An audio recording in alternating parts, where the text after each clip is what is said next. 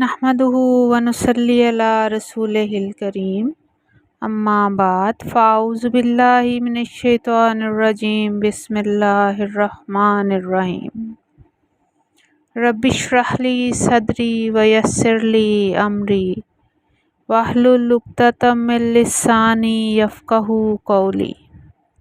अस्सलामु अलैकुम व रहमतुल्लाहि व बरकातुहू। कैसे हैं आप सब लोग? मैं उम्मीद करती हूँ कि आप सब ईमान, सेहत और तक़वा की बेहतरीन हालत में होंगे इंशाअल्लाह ताला। आज हम अल्लाह ताला की तौफ़ीक और उसके फ़ज़ल के साथ सूरह बकरा की आयत नंबर 21, 22, 23, 24 और 25 का तर्जुमा और तफ़सीर देखेंगे। सबसे पहले देखते हैं आयत नंबर 21 का तर्जुमा। ए लोगो, अपने रब की इबादत करो, तुम्हारा रब जिसने तुम्हें और इन लोगों को पैदा किया जो तुमसे पहले थे, ताकि तुम तक़वा इख्तियार करो। अब आयत नंबर 21 की तफसीर देखते हैं। इस आयत में अल्लाह तबारक व तआला हुक्म दे रहा है कि ए लोगो यानी ए बनी नो इंसान, अपने रब की इबादत करो। यहाँ एक पॉइंट ज़रा ध्यान से देखने वाला है, वो ये कि अल्लाह कह रहा है ए बनी नो इंसान। पहले जितने पैगंबर आए उनके लिए लफ्ज़ इस्तेमाल होता था या कौमी, यानी ए मेरी कौम के लोगों, यानी वो सिर्फ़ अपनी कौमों की तरफ भेजे गए थे। यहाँ अल्लाह ने फरमाया ए बनी नो इंसान। मालूम हुआ कि मोहम्मद रसूलुल्लाह सल्लल्लाहु अलैहि वसल्लम अल्लाह ताला के आखिरी और कामिल रसूल हैं, जिनकी दावत आफाकी है। इमाम इब्न तैमिया रहमतुल्लाह अलैह इबादत की तारीफ़ यूँ करते हैं, इबादत इन तमाम कामों के लिए जामे इस्म है जिन्हें अल्लाह ताला पसंद करता है और इनसे मोहब्बत करता है, वो अक़वाल हों या ज़ाहिरी और बातनी अमाल हों। सैयदना इब्न अब्बास रज़ियल्लाहु अन्हु ने कहा, कुरान मजीद में हर इबादत से मुराद तौहीद है। इबादत यानी अताअत सिर्फ़ अल्लाह ताला का हक़ है। अल्लाह ताला ने हमें पैदा किया और हमारी ज़िंदगी का मकसद सिर्फ़ और सिर्फ अपने रब की इबादत करना है, ताकि हम हर लम्हा क़ल्बी और रूहानी तौर पर अपने रब के करीब रहें। ये उसकी मोहब्बत है कि हम गुनहगारों को इबादत के ज़रिए अपना क़ुर्ब अता करता है। हर नबी ने अपनी दावत का आगाज़ अल्लाह ताला की इबादत से किया। सूरह नहल आयत नंबर 36 का तर्जुमा है, और बिलाशुबा यकीनन हमने हर उम्मत में एक रसूल भेजा कि अल्लाह ताला की इबादत करो और तागूत से इज्तनाब करो। जिसने तुम्हें पैदा किया और इन लोगों को जो तुमसे पहले थे, इसने तुम पर रहम किया और बेजान गोश्त के लोथड़े से देखता, सुनता, चलता फिरता, बोलता, सोचता खूबसूरत इंसान बना दिया। उस रब ने तुम्हें बेशुमार ज़ाहिरी और बातनी नेमतें अता की। इसने तुम्हें और तुमसे पहले लोगों को पैदा किया, वो तुम्हें अदम से वजूद में लाया। इसने ज़मीन को तुम्हारा फ़र्श बनाया जहाँ तुम ठिकाना करते हो, जहाँ तुम इमारत तामीर करके, ज़राअत और काश्तकारी करके, एक जगह से दूसरी जगह सफ़र करके मुख्तलिफ़ फ़वाइद हासिल करते हो। इसके अलावा तुम ज़मीन के बाद दीगर फ़वाइद से इस्तिफ़ादा करते हो। इसने तुम्हारे इस मस्कन के लिए आसमान को छत बनाया। इसने तुम्हारी ज़रूरियात और हाजात को मद्देनज़र रखते हुए इस छत में भी बहुत सी नफ़ामंद चीज़ें मसलन सूरज, चाँद और सितारे पैदा किए। ये तफ़सीर सादी की रिवायत है 88/1 नंबर। सूरह ज़ख़रफ़ आयत नंबर 87 का तर्जुमा है, और यकीनन आप उनसे पूछें कि उन्हें किसने पैदा किया, तो वो यकीनन ज़रूर कहेंगे अल्लाह ताला ने। सूरह ज़ुर्रियात आयत नंबर 56 का तर्जुमा है, और हमने जिन्नों और इंसानों को पैदा ही सिर्फ़ इसलिए किया कि हमारी बंदगी करें। इकबाल ने कहा, पालता है बीज को मिट्टी की तारीकी में कौन, कौन दरियाओं की मौजों से उठाता है सहाब, कौन लाया खींच कर पश्चिम से बादे साज़गार, खाल ये किसकी है किसका है ये नूरे आफ़ताब, किसने भर दी मोतियों से खोशाए गंदम की जेब, मौसमों को किसने सिखलाई हुए इनकलाब। इंसानों के साथ दूसरी तमाम मखलूक़ात भी हमारे रब के होने का बहुत बड़ा सबूत है। ज़मीन, आसमान, पहाड़, सितारे, आसमान से बारिश का बरसना, तरह तरह के फलों और फूलों का उगना हमारे बनाने वाले के वजूद पर दलील हैं। इसलिए सिर्फ वही इबादत के लायक है। ताकि तुम तकवा इख्तियार करो से मुराद है कि दुनिया में अफरात व तफरीत के धक्कों से बच सको, आखिरत में अल्लाह के अज़ाब से बच सको। इन दोनों से अगर बचना है तो अल्लाह ताला की बंदगी इख्तियार करो, और यही दुनिया और आखिरत की कामयाबी का राज है। आयत नंबर 22 का तर्जुमा देखते हैं। वो ज़ात जिसने तुम्हारे लिए ज़मीन को फ़र्श, आसमान को छत बनाया और आसमान से पानी नाजिल किया, फिर इससे तुम्हारे लिए कई तरह के फल पैदा किए, चुनाचे जब तुम ये जानते हो तो अल्लाह ताला का शरीक ना बनाओ। इस आयत के अंदर अल्लाह ताला ने अपने बंदों को अपनी नेमतों को गिनवाया है और अपनी बेशुमार नेमतों का एहसास दिलाया है। अल्लाह ताला ने जितनी बेशुमार नेमतों से हमें नवाजा है, अगर आप और मैं गिनना शुरू करें तो शायद महीनों लगें। आप ज़मीन के वजूद पर गौर करें। अल्लाह ताला ने हमारे लिए ज़मीन को हमवार बनाया ताकि हम इधर से उधर लुढ़कते ना फिरें। अल्लाह ताला ने इस ज़मीन को ज़रख़ेज़ बनाया ताकि हम इससे फल और अनाज हासिल कर सकें। आप एक लम्हे के लिए सोचें, बीज से पौधा कैसे निकल आता है? कौन है जो ज़मीन के नीचे अंधेरों में उस बीज को एक तनावर पौधा बना देता है? ज़मीन में बोने वाले हर बीज से पौधा नहीं निकलता, बल्कि जिस बीज को अल्लाह का हुक्म होता है सिर्फ वो अपनी जड़ें मजबूत करता है।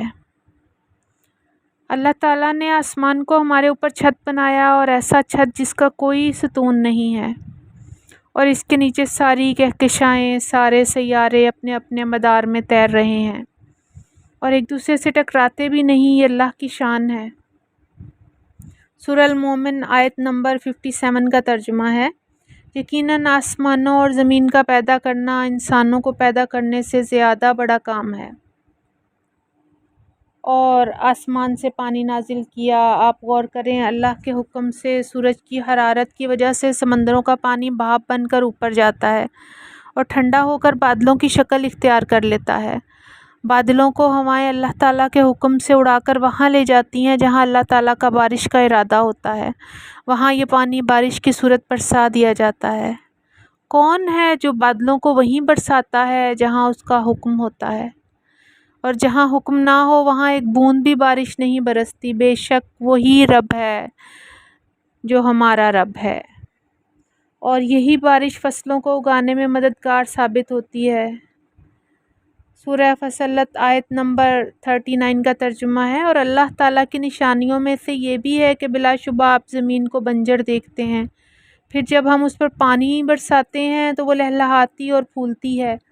बेशक जिसने उसको ज़िंदा किया, यकीनन वही मुर्दों को ज़िंदा करने वाला है। यकीनन वो हर चीज़ पर पूरी कुदरत रखने वाला है। बेशक इसमें कोई शक नहीं कि अल्लाह ताला हर चीज़ पर कुदरत रखता है। तो कैसे हम अल्लाह ताला का शरीक किसी और को बना सकते हैं? सिर्फ़ अल्लाह ही इबादत के लायक है, इसके अलावा किसी भी और की इबादत शिर्क है। अल्लाह का अपने बंदे पर हक़ ये है कि इंसान जैसे अल्लाह से मोहब्बत करे वैसे मोहब्बत किसी और से ना करे। जैसे अल्लाह पर तवक्ल करे वैसा भरोसा किसी और पर ना करे। जैसे अल्लाह ताला का खौफ रखे वैसा खौफ किसी और का ना रखे। जैसे अल्लाह ताला से उम्मीद बांधे वैसे किसी और से उम्मीद ना बांधे। जैसे अल्लाह ताला की रज़ा चाहे वैसे किसी और को राज़ी करने की फ़िक्र ना करे। अल्लाह ताला के सिवा सब कुछ हमारी तरह उसकी मखलूक है। जैसे हमें रिज़्क़ दिया जाता है वैसे ही इन्हें भी रिज़्क़ दिया जाता है। जैसे हम हर चीज़ के लिए अपने रब के मोहताज हैं, वैसे ही मोहताज तमाम मखलूक़ात हैं। अल्लाह ताला के सिवा कोई मालिक नहीं, ना कोई अल्लाह के सिवा नफ़ा पहुंचा सकता है ना नुकसान। بخاری کی روایت نمبر 6001 ہے، عبداللہ بن مسعود رضی اللہ عنہ سے روایت ہے کہ میں نے کہا یا رسول اللہ صلی اللہ علیہ وآلہ وسلم سب سے بڑا گناہ کون سا ہے؟ آپ صلی اللہ علیہ وآلہ وسلم نے فرمایا اللہ تعالیٰ کے ساتھ کسی کو شریک بناؤ حالانکہ اس نے تمہیں پیدا کیا۔ مسند احمد کی روایت ہے، سیدنا معاذ بن جبل رضی اللہ عنہ سے روایت ہے کہ رسول اللہ صلی اللہ علیہ وآلہ وسلم نے فرمایا اللہ تعالیٰ کے ساتھ کسی چیز کو شریک نہ کر، خواہ تجھے مار ڈالا جائے یا جلا دیا جائے، اور جب تم یہ جانتے ہو کہ وہی خالق ہے، وہی رازق ہے، پھر کیسے تم اللہ تعالیٰ کے ساتھ شرک کر سکتے ہو؟ سورہ یونس کی آیت نمبر 31 کا ترجمہ ہے، آپ کہتے ہیں کہ کون تمہیں آسمان اور زمین میں رزق دیتا ہے، یا کون ہے جو کانوں اور آنکھوں کا مالک ہے، اور کون زندہ کو مردے سے نکالتا ہے اور مردہ کو زندہ سے نکالتا ہے، اور کون ہر کام کی تدبیر کرتا ہے؟ تو جلد ہی وہ کہیں گے اللہ تعالیٰ۔ کہو تو کیا تم اللہ سے ڈرتے نہیں؟ اس پر غور کریں کہ کیا کوئی ایسا انسان ہے کہ جو پھلوں کو میٹھا کر دے؟ کوئی انسان اس قابل ہے کہ سمندروں سے پانی آسمانوں میں لے جائے اور پھر بارش برسا دے؟ کوئی ایسا ہے جو آسمان جیسا چھت بنا کر دے دے؟ نہیں نا، تو پھر کیوں کسی اور سے امیدیں باندھتے ہو؟ کیوں کسی اور کو خوش کرنے میں لگے رہتے ہو؟ کیوں تمہارے ہر مشکل وقت میں صرف رب تمہیں مشکل کشا نظر نہیں آتا؟ کیوں کسی اور سے خوفزدہ رہتے ہو کہ کہیں وہ تمہیں ذلیل نہ کر دے؟ اس سب کے لائق صرف اور صرف ہمارا رب ہے، اور ہمارا رب ہی تمام کی تمام تعریفوں اور عبادتوں کے لائق ہے۔ یہ ہمارے رب کے سوا کسی کو زیب ہی نہیں دیتا۔ آیت نمبر 23 کا ترجمہ ہے،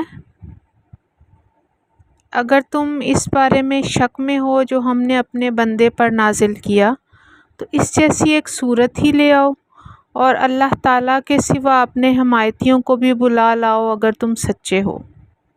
اب اس آیت کی تفسیر دیکھتے ہیں۔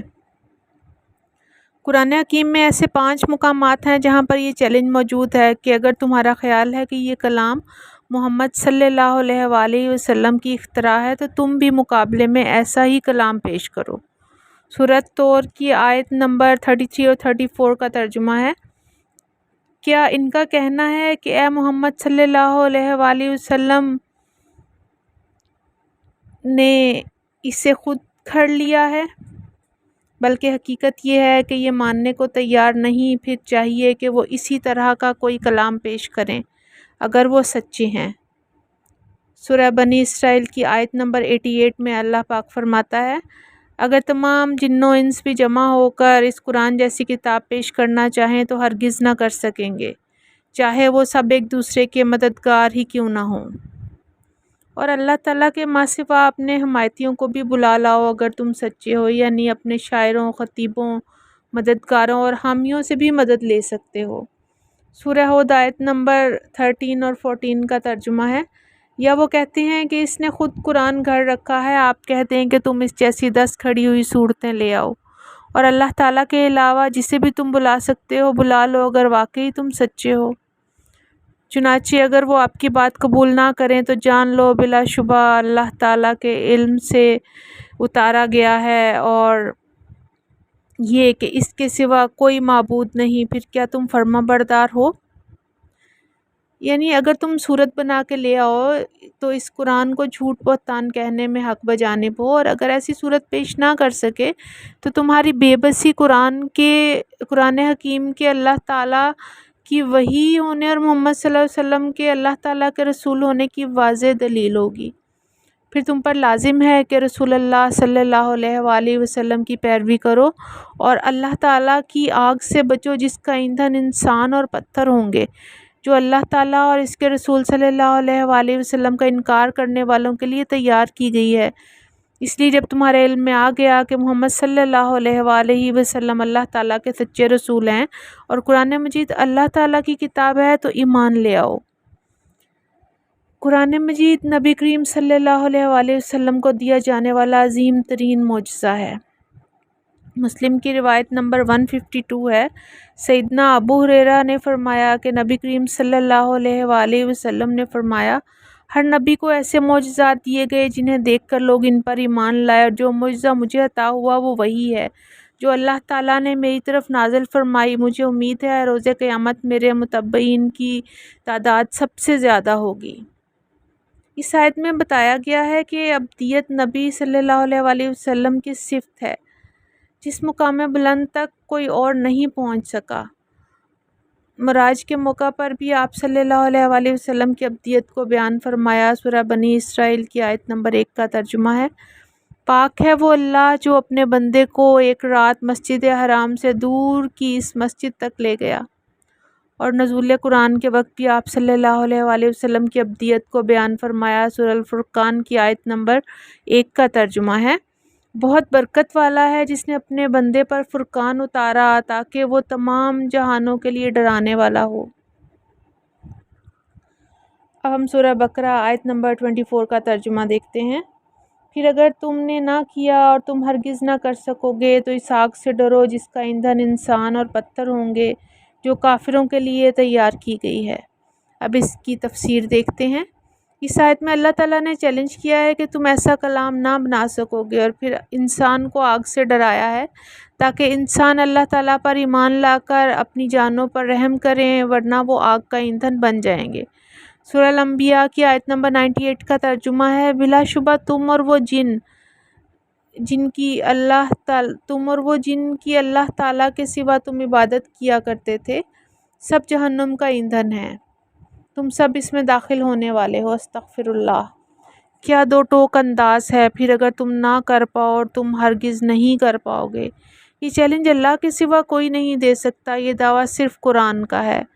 اور جہنم کے ایندھن کے طور پر پتھروں کا ذکر خاص طور پر کیا گیا ہے۔ اس سے ایک مطلب تو یہ لیا جا سکتا ہے کہ پتھر کے کوئلے کی آگ لکڑی کے کوئلے سے زیادہ سخت، تیز اور دیر پا ہوتی ہے، لہذا جہنم کی آگ پتھروں سے دہکائی جائے گی۔ دوسرا یہ کہ مشرکین نے جو بت تراش رکھے تھے وہ پتھر کے ہوتے تھے۔ مشرکین کو آگاہ کیا جا رہا ہے کہ تمہارے ساتھ ساتھ تمہارے معبودوں کو بھی جہنم میں ڈالا جائے گا تاکہ تم یہ دیکھ سکو کہ جن سے ہم مرادیں مانگتے تھے، جن کے سامنے سجدہ ریز ہوتے تھے، جن کو چڑھاوے چڑھاتے تھے، وہ بھی ہمارے ساتھ جہنم کا ایندھن بنے ہوئے ہیں۔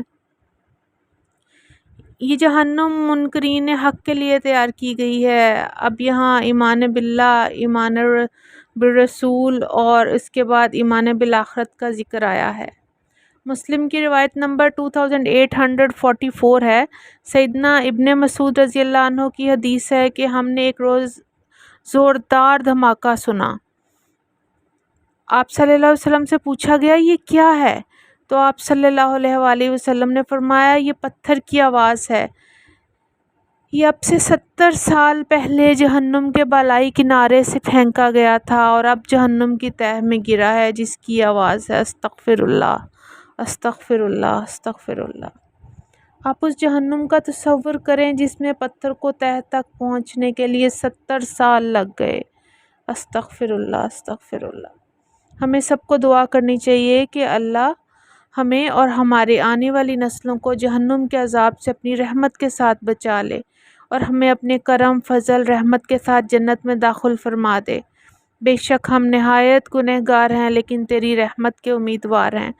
تو اپنی رحمت کے ساتھ ہمارے گناہوں کو نظر انداز کرتے ہوئے ہمیں جنت الفردوس میں داخل فرمانا، آمین ثم آمین۔ آیت نمبر 25 کا ترجمہ دیکھتے ہیں۔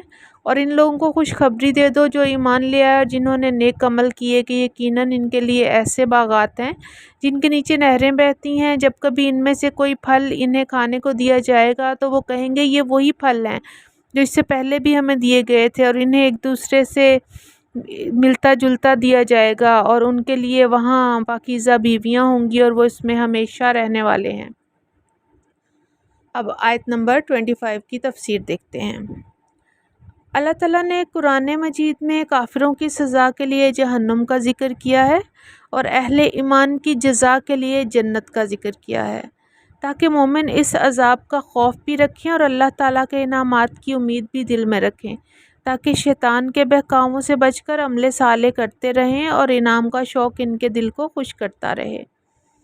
اور اس آیت میں کہا ہے خوشخبری دے دو ان لوگوں کو جو ایمان لائے، یعنی خوشخبری ان لوگوں کے لیے ہے جو دل سے اپنے رب پر ایمان لائے اور اس کے رسول پر ایمان لائے اور جنہوں نے نیک عمل کیے، مطلب کہ صالح عمل کیے۔ عمل صالح کے بغیر ایمان نامکمل ہے اور ایمان کے بغیر عمل صالح ممکن نہیں۔ عمل صالح وہ ہوتا ہے جو صرف اور صرف اللہ کی رضا کے لیے اور رسول اللہ صلی اللہ علیہ وسلم کی سنت کے مطابق کیا جائے۔ اس آیت میں ان کے لیے ایسے باغات ہیں جن کے نیچے ندیاں بہتی ہیں۔ اس سے مراد ہے کہ جنت میں دودھ، صاف پانی، شہد اور عمدہ شراب کی نہریں بہتی ہوں گی۔ سورہ محمد آیت نمبر 15 میں اللہ رب العزت نے فرمایا، جنت کی مثال جس کا متقیوں سے وعدہ کیا گیا ہے، اس میں پانی کی نہریں ہیں جو بدلنے والا نہیں ہے، اور دودھ کی نہریں ہیں جس کا مزہ تبدیل نہیں ہوا، اور شراب کی نہریں ہیں جو پینے والوں کے لیے لذیذ ہیں، اور خوب صاف کیے ہوئے شہد کی نہریں ہیں۔ ترمذی کی روایت نمبر 2542 ہے۔ سیدنا انس بن مالک رضی اللہ عنہ کہتے ہیں کہ رسول اللہ صلی اللہ علیہ وآلہ وسلم سے پوچھا گیا، کوثر کیا ہے؟ آپ صلی اللہ علیہ وآلہ وسلم نے فرمایا، وہ ایک نہر ہے، اللہ نے ہمیں جنت کے اندر دی ہے، یہ دودھ سے زیادہ سفید اور شہد سے زیادہ میٹھی ہے، اس میں ایسے پرندے ہیں جن کی گردنیں اونٹ کی گردنوں کی طرح ہیں۔ سیدنا عمر رضی اللہ عنہ نے کہا، وہ تو واقعی نعمت میں ہے۔ رسول اللہ صلی اللہ علیہ وسلم نے فرمایا، انہیں کھانے والے ان سے زیادہ نعمت میں ہیں۔ جب کبھی ان میں سے کوئی پھل انہیں کھانے کو دیا جائے گا تو وہ کہیں گے، یہ تو وہی پھل ہے جو اس سے پہلے ہمیں دیے گئے تھے۔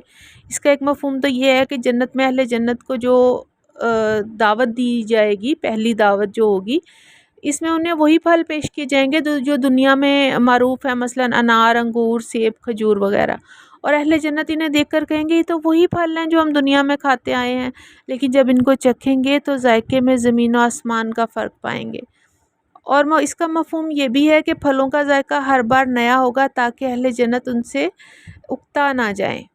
مسلم کی روایت نمبر 907 ہے، رسول اللہ صلی اللہ علیہ وآلہ وسلم نے نماز تصوف کے دوران جنت دیکھی تو فرمایا، میں نے جنت کو دیکھا اور اس میں ایک خوشہ لیا، اگر میں اسے توڑ لیتا تو جب تک دنیا باقی رہتی تم اسے کھاتے رہتے، اور ان کے لیے وہاں پاکیزہ بیویاں ہوں گی، وہ اعلیٰ اخلاق والی ہوں گی، ان کی تخلیق پاکیزگی پر مبنی ہوگی، ان کی زبان پاک ہوگی، ان کی نظر پاک ہوگی، ان کے اخلاق کی پاکیزگی یہ ہے کہ وہ دلکش ہوں گی اور اخلاق حسنہ، حسن اطاعت اور قولی اور فعلی آداب کے ساتھ اپنے شوہروں سے محبت کریں گی۔ وہ حیض و نفاس، بول و بازار، تھوک، بلغم اور بدبو سے پاک ہوں گی۔ وہ کامل حسن و جمال والی ہوں گی، ان کے اندر کسی قسم کا عیب یا جسمانی بدصورتی نہیں ہوگی۔ وہ نیک سیرت، خوبصورت اور نیچی نگاہوں والی ہوں گی، اور ان کی نگاہیں اپنے شوہروں سے آگے نہ بڑھیں گی۔ ان کی زبانیں ہر گندی بات سے محفوظ اور پاک ہوں گی۔ بخاری کی روایت نمبر 2796 ہے۔ سیدنا انس بن مالک رضی اللہ عنہ سے روایت ہے کہ رسول اللہ صلی اللہ علیہ وآلہ وسلم نے فرمایا، اللہ تعالیٰ کے راستے میں ایک صبح یا ایک شام بھی گزار دینا اور جو کچھ اس میں ہے سب سے بہتر ہے، اور کسی کے لیے جنت میں ایک ہاتھ کے برابر جگہ بھی، یا راوی کو شبہ ہے ایک قید جگہ، قید سے مراد کوڑا ہے، دنیا مافیا سے بہتر ہے۔ اگر جنت کی کوئی عورت زمین کی طرف جھانک بھی لے تو زمین و آسمان اپنی تمام تر وسعتوں کے ساتھ منور ہو جائیں گے۔ اس کے سر کا دوپٹہ بھی دنیا اور اس کی تمام چیزوں سے بڑھ کر ہے، اور وہ اس میں ہمیشہ رہنے والے ہیں۔ مراد ہے جو لوگ جنت میں رہیں گے وہ ہمیشہ کے لیے ان کی رہائش وہیں پر ہوگی، جنت سے کبھی بھی ان کی واپسی نہیں ہوگی، وہاں وہ ہمیشہ خوشباش زندگی گزاریں گے۔ صحیح مسلم روایت نمبر 7184 ہے، اور صحیح بخاری کی روایت نمبر 6545 ہے۔ رسول اللہ صلی اللہ علیہ وآلہ وسلم نے فرمایا، جنت اور جہنم میں جانے کے بعد ایک فرشتہ اعلان کرے گا، اے جہنمیوں اب موت نہیں ہے، اور اے جنتیوں اب موت نہیں ہے، جو فریق جس حالت میں ہے اسی میں رہے گا۔ مسلم کی روایت نمبر 2836 ہے۔ سیدنا ابو ہریرہ سے روایت ہے، رسول اللہ صلی اللہ علیہ وآلہ وسلم نے فرمایا، جو شخص جنت میں جائے گا چین سے رہے گا، بے غم رہے گا، نہ کبھی اس کے کپڑے گلیں گے، نہ جوانی اس کی ختم ہوگی، یعنی سدا جوان رہے گا، کبھی بوڑھا نہیں ہوگا۔ آئیں ہم مل کر دعا کریں کہ اللہ تعالی ہمیں اور ہماری آنے والی نسلوں کو اپنی رحمت اور اپنے فضل کے ساتھ جنت الفردوس میں جگہ عطا فرمائے اور ہم سے ہمیشہ کے لیے راضی ہو جائے۔ آمین ثم آمین۔ السلام علیکم ورحمۃ اللہ وبرکاتہ۔